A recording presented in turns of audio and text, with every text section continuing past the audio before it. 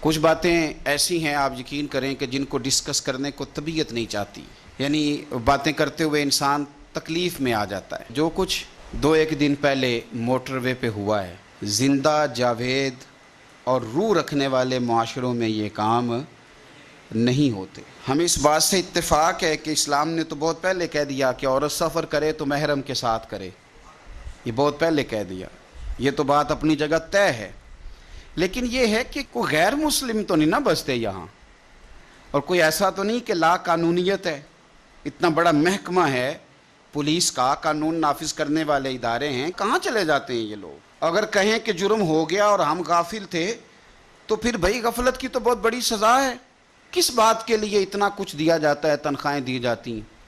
اور میں کوئی زیادہ پر امید نہیں تھا بہت ساری چیزوں سے، اور میں بڑی دیر پہلے سے کہہ رہا ہوں، ہمارے ہاں اس طرح ہوتا ہے کہ اپوزیشن کے لوگ بھی کسی بھی ایک نقطے سے آ کے فائدہ اٹھاتے ہیں، اور وہ کوئی ایک نقطہ چھیڑ دیتے ہیں، کوئی کسی گورنمنٹ کی کمزوری، تو اس پہ ذرا واہ بلے تھوڑی دیر کے لیے ہو جاتی ہے۔ اخلاص کے ساتھ الا ماشاءاللہ ہماری اپوزیشن نے بھی حکومتوں کو کسی طرف مائل کرنے کو تیار نہیں ہوتی۔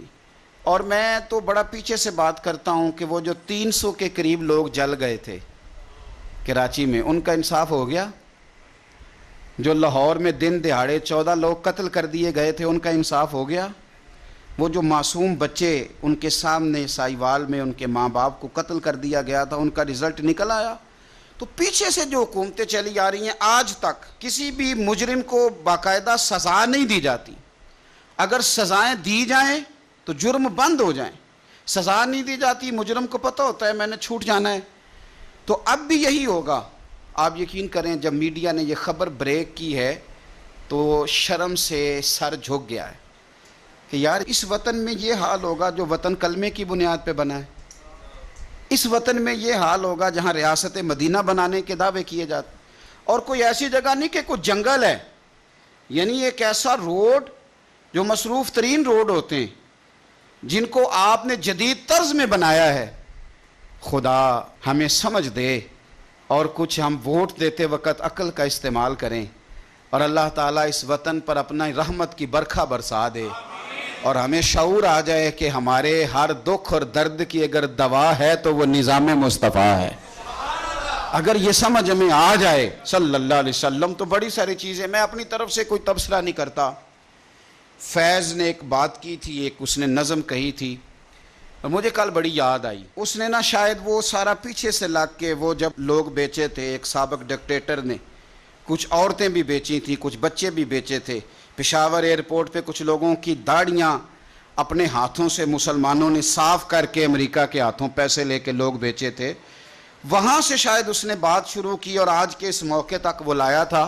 اس نے کہا تھا جس دیس میں ماؤں بہنوں کو اغیار اٹھا کر لے جائیں، اور جس دیس میں قاتل گنڈوں کو اشراف چھڑا کر لے جائیں۔ ایم این اے آئے، وزیر آئے گنڈے کی ضمانت کرانے، تو فیض کہتے ہیں کہ جس دیس میں ماؤں بہنوں کو اغیار اٹھا کر لے جائیں، جس دیس میں قاتل گنڈوں کو اشراف چھڑا کر لے جائیں، جس دیس میں کوٹ کچہری میں انصاف ٹکوں پر بکتا ہو، اور جس دیس میں منشی قاضی بھی مجرم سے پوچھ کے لکھتا ہو۔ اور بتا تیرے بارے میں کیا لکھ دوں؟ خود کہہ رہا ہے کہ سنا ہے تیری سفارش بڑی ہے، تیرے نوٹ بڑے ہیں، تو بتا تیرا کیا فیصلہ لکھنا ہے۔ ہائے ہائے، شاید اس سے درد نہیں ٹپکتا، اس سے بے حسی ٹپکتی ہے جملوں سے۔ جس دیس میں کوٹ کچہری میں انصاف ٹکوں پر بکتا ہو، جس دیس میں قاضی منشی بھی مجرم سے پوچھ کے لکھتا ہو، جس دیس کے چپے چپے پر پولیس کے ناکے ہوتے ہوں، جس دیس کے مندر مسجد میں ہر روز دھماکے ہوتے ہوں، جس دیس میں جان کے رکھوالے خود جانیں لے معصوموں کی، سائیوال میں گولیاں ماری جائیں بچوں کے سامنے، جس دیس میں جان کے رکھوالے خود جانیں لے معصوموں کی، جس دیس میں حاکم ظالم ہوں سسکی نہ سنے مجبوروں کی، جس دیس کے عادل بہرے ہوں آہیں نہ سنے معصوموں کی، جس دیس کی گلیوں کوچوں میں ہر سمت فحاشی پھیلی ہو، اور جس دیس میں بنتے حوا کی چادر بھی داغ سے میلی ہو، جس دیس میں آٹے چینی کا بحران فلک تک جا پہنچے، جس دیس میں بجلی پانی کا فقدان حلق تک جا پہنچے، جس دیس کے ہر چوراہے پر دو چار بھکاری پھرتے ہوں، اور جس دیس میں روز جہازوں سے امدادی تھیلے گرتے ہوں، اور جس دیس میں غربت ماؤں سے بچے نیلام کراتی ہو، جس دیس میں غربت ماؤں سے بچے نیلام کراتی ہو، جس دیس میں دولت شرفا سے ناجائز کام کراتی ہو، اور سنو، جس دیس میں عہدے داروں سے عہدے نہ سنبھالے جاتے ہوں، اور جس دیس میں سادہ لو انسان وعدوں پہ ہی ٹالے جاتے ہوں، تو پھر فیض کا فتویٰ سنو۔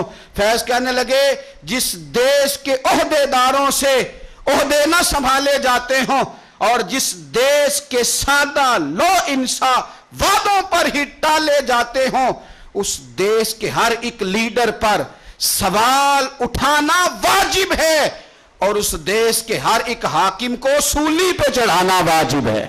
اس دیس کے ہر ایک حاکم کو پھر سولی پہ چڑھانا واجب ہے۔ یہ سنو فیض کا فتویٰ، کیا تماشا ہے۔ اور تم سویرے اٹھتے اور اٹھ کے کہتے ہو کمیٹی بنا دی ہے۔ پوچھو اس ماں سے جس کی بیٹی سرے بازار رسوا کر دی گئی، اس باپ سے پوچھو وہ کس طرح انٹرویو دے گا اس کا بھائی، اور جب کچہری میں بلایا جائے گا اور جب سوال و جواب کیے جائیں گے، اور تمہارے تو پولیس کے اہلکار کہہ رہے ہیں وہ بی بی پہلے نکلی اکیلی کیوں، یہ تم جواب دے رہے ہو۔ اور کسی دانشور نے کہا تھا جس مقتول کا قاتل نہ ملے اس کا قاتل حکمران ہوتا ہے۔ نہ ادھر ادھر کی تو بات کر، یہ بتا کہ قافلہ کیوں لٹا، مجھے رہزنوں سے غرض نہیں پر تیری رہبری کا سوال ہے۔ کیا تماشا بنایا ہوا ہے، روز ایک کمیٹی نہیں بن جاتی ہے۔ بتاؤ کہاں ہیں وہ جو فیکٹری میں مزدور جلے تھے، بتاؤ ان کے مجرم کہاں ہیں۔ بتاؤ جو لاہور میں 14 لاشیں گری تھی، 16 لاشیں گری تھی، ان کو کس نے مارا؟ وہ جانوروں کا خون تھا جہاں دل کیا بہا دیا۔ وہ سائیوال میں جو میاں بیوی مار دیے گئے تھے، کیا وہ اس دھرتی کے پالے نہیں تھے؟ کوئی پرسان حال نہیں ہے یہاں، کسی کا کوئی پوچھنے والا نہیں۔ کدھر ہے وہ مجرم، کہاں تم نے ان کو سزائیں دی؟ آؤ میدانوں میں بات کرو، اور یاد رکھنا اگر تم جواب نہ دو تو پھر ہمارے پاس جواب ہے۔ پھر ہمارے پاس جواب ہے کہ جس مقتول کا قاتل نہ ملے اس کا قاتل، پھر ہمارے پاس جواب ہے۔ خدا سے ڈریں۔ اور میں نے بہت پہلے کہا تھا، پھر کہتا ہوں، ہمیں کوئی امید نہیں تھی، ہمیں پہلے بھی پتا تھا کہ نمبر پلیٹیں بدلی ہیں، انجن تبدیل نہیں ہوئے، اور نمبر پلیٹیں بدلنے سے گاڑیاں نہیں ہوتی، کوئی تبدیلیاں آیا کرتی۔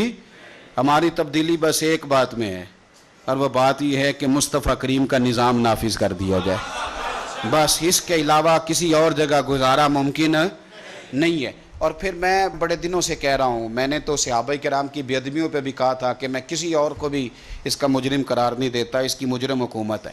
آپ کہاں ہیں؟ قانون نافذ کرنے والے ادارے کہاں ہیں؟ ویسے آپ کو بڑا پتہ چل جاتا ہے کہ اس کے پاس پیسے کتنے ہیں، ویسے آپ کو بڑا پتہ چل جاتا ہے کہ فلانے ادارے نے کہا ہے کہ فلانا لیڈر مقبول کتنا ہے، ویسے آپ کو ادارے گن کے بتا دیتے ہیں کہ کس کے کتنے بندے ہیں اور کون کتنا مقبول ہے۔ یہ نہیں آپ کو ادارے بتاتے کہ مجرم کہاں بیٹھے ہوئے ہیں، یہ نہیں آپ کو خفیہ ایجنسیاں بتاتی کہ ملزم کہاں بیٹھے ہوئے ہیں، یہ نہیں بتایا جاتا کہ فتنہ اور فساد برپا کرنے والے لوگ کہاں ہیں۔ باقی ساری باتیں آپ کو آپ کے تعلق کی لوگ کھول کے بیان کر دیتے ہیں۔ میں بڑی ذمہ داری کے ساتھ آپ حضرات سے بھی کہتا ہوں، حکومت وقت سے بھی کہتا ہوں کہ اب دیر نہ کرو، ورنہ یہ تھوڑے دن رہ گئے ہیں، قبر میں جائیں گے، لوگوں کے ہاتھ ہوں گے، تمہارے گریبان ہوں گے، اور تمہاری پشتوں پہ جھنڈے لگے ہوں گے کہ تم غدار تھے، پشتوں پہ جھنڈے لگیں گے، حدیث سے ثابت ہے۔ تو اللہ سے ڈر جاؤ، وقت ہے، واپس لوٹ آؤ، ابھی تو ٹائم ہے، تمہیں معافی مل سکتی ہے۔ اور یہ کوئی بھی پچھلی اس سے پچھلی حکومت کوئی بھی ایسی نہ بنے کہ جناب ہم بڑے اچھے تھے تو یہ ایسے ہیں، میں گنوا چکا ہوں کہ کہاں سے قتل ہوتے آ اور کس حد تک ہوتے آ رہے ہیں۔ اللہ تعالیٰ بس ہمیں سمجھنے کی توفیق عطا فرمائے۔